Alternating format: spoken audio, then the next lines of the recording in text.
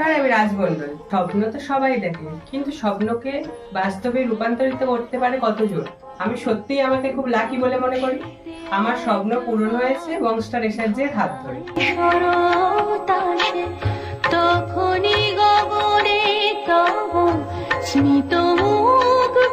গত 3 বছরের নাই এবছরও আকাশ ও সন্দীপ আমাকে দেবী সিদ্ধিদাত্রী চরিত্রটি ফুটিয়ে তোলার দায়িত্ব দিয়েছে।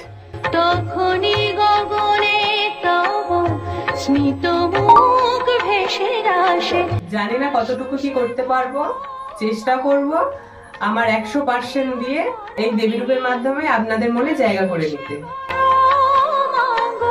তব প্রিয় ধরণী তব বাণী ভেসে যা। আমি থাকছি মহালয়ার পরে নবরূপে দেবী দুর্গাতে, শুধুমাত্র বংস্টার এসার্জিতে।